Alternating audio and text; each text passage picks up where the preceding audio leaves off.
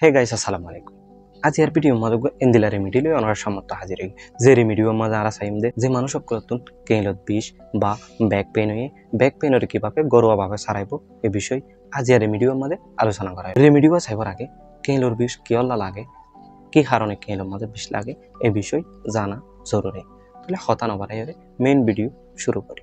যে মানুষক কতন হাইট হচ্ছে ওজন বেশি এই মানুষক কতন কেইলর মধ্যে বিষ লাগে পারে বাড়ি কিছু তুলনার কারণে কেইলর মাঝে বিষ লাগিতে পারে। দাঁড়ার মাঝে আঘাত ফোনের কারণে কেইলর মাঝে বিষ লাগিতে পারে। যারা লম্বা টাইম বই বা তিয়াইরে হাজ করে তারা তো কেইলর মাঝে বিষ হইতে পারে। আর যে মানুষ সকলে লম্বা টাইম পর্যন্ত গাড়ি চলা এ ধরনের মানুষ সকলে তো কেইলর মাঝে বিষ লাগিতে পারে। মা সকলে তো হামিলর অবস্থা তার গুস্তত বা হাড্ডির নিউরোলজিক্যাল প্রবলেম আছে তারা তো কেইলর মাঝে বিষ লাগিতে পারে।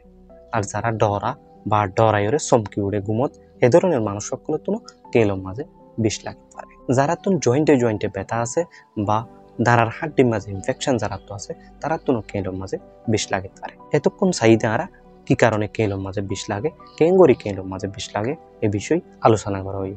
এবার চাইম দ্বারা রেমিডি বা কেঙ্গরি বানাইব।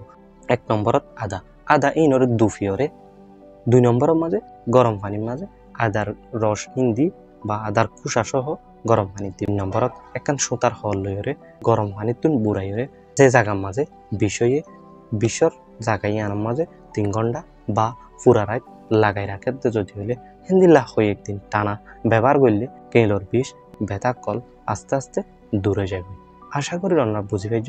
আজ আর ভিডিও এই পর্যন্ত হিন্দিল্লা নতুন ভিডিও কল পাই বললা চ্যানেল দ্বারা সাবস্ক্রাইব করি ভিডিও আর শেয়ার করি বললো বেক অনুরোধ করা